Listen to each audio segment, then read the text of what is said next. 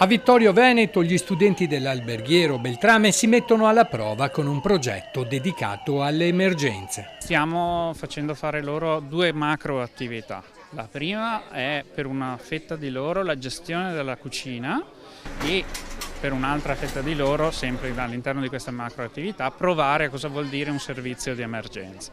Dall'altra parte stiamo approfittando dell'occasione per dar loro delle informazioni relative al mondo della protezione civile, al mondo dei rischi, del primo soccorso e cose di questo tipo. Durante il convegno Vivere insieme all'emergenza, gli studenti hanno approfondito il ruolo fondamentale delle cucine da campo e del volontariato. È importante insegnare ai ragazzi come si può fare esperienza di una cucina in emergenza ed è stato anche per noi importante riuscire a coinvolgere il territorio e quindi in questo caso la Prealpi Soccorso nonché la Protezione Civile nelle sue articolazioni territoriali, regionale e provinciale e il Comune di Vittorio Veneto. Non solo teoria, proprio per mettere in pratica quanto appreso si è eseguita un'esercitazione reale, simulazione di evacuazione, allestimento di una cucina da campo e preparazione dei pasti, con particolare riguardo alle esigenze alimentari come allergie e intolleranze. Oggi avevamo un numero importante di sfollati in simulazione,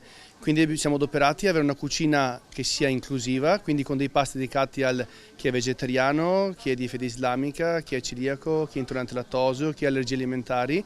Quindi per evitare le contaminazioni crociate abbiamo dedicato uno spazio adeguato e sicuro per tutti quanti questi pasti. Un'esperienza concreta per formare cittadini pronti ad aiutare. Mi è piaciuto molto perché abbiamo potuto collaborare tra di noi, appunto questo scambio qua tra i ragazzi veneti e i ragazzi sardi e quindi ha rafforzato le capacità lavorative, pratiche e anche logistiche, infatti ci hanno fatto organizzare il tutto a noi ragazzi.